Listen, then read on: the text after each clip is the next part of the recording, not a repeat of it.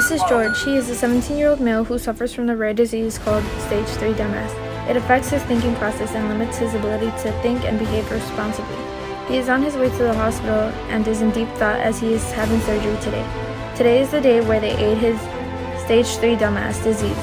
He is extremely pensive and somehow worried. Let's take a look inside his brain to understand why.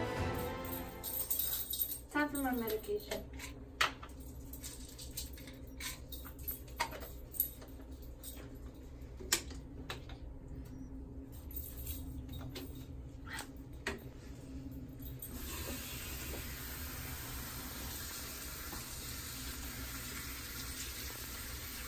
Dr. Natalie, Yes. Mr. Burke sent me to get you. Oh, okay. Let me just finish washing my hands. Okay. Oh, wait.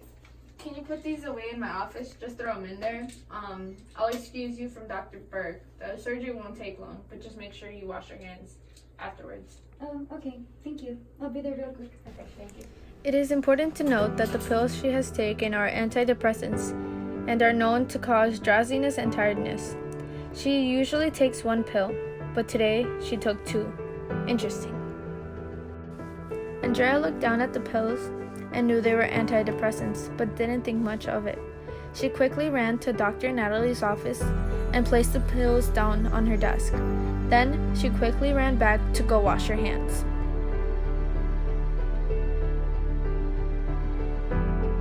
It would be the first time she'd assist Dr. Burke, who is a very respected surgeon in an eventful and rare surgery that would jumpstart her career. The patient had stage 3 MS. She would be able to see and help Dr. Burke remove the tumor in the patient's brain.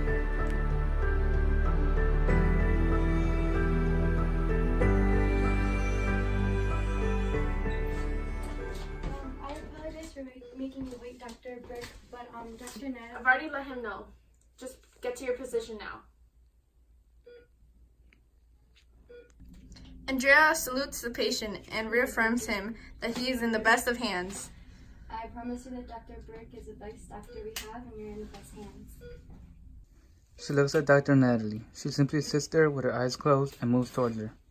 She touches her on her shoulder and signals her when she is ready to put the patient to sleep. And you signal me when you're ready to put the patient to sleep, please. Yes, ma'am. Thank you. Andrea moves back to the patient. Alright, I need you to count down from 5 for me as soon as Dr. Natalie puts something in you, right? It's anesthesia. Don't worry about it at all, but I just need you to count down from 5. Can you do that? Yes, I can do that. Dr. Natalie gets the syringe inside the tube and inserts a little over half of the anesthesia.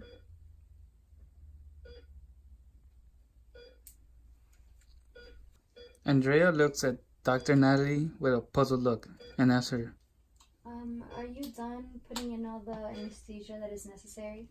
Yep. Alright, thank you.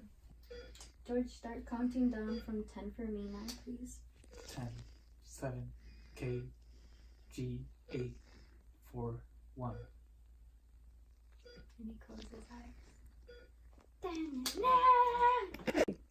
Well, let's hope he's able to count by the time he's out of surgery. But the surgery begins with an incision and opening of the scalp and skull. Dr. Burke has Andrea locate the tumor and explains what it surrounds and intervenes with. She was told to step over and check the face of the patient to make sure his face would respond to the tugging of the nerves and avoid leaving the patient paralyzed.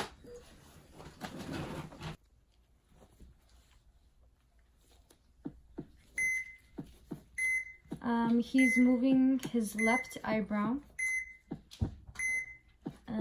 Now the right side of his mouth.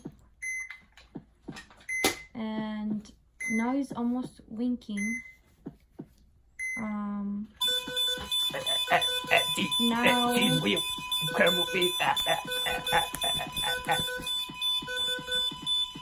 Andrea looks up in awe and sees Dr. Natalie paralyzed in fear.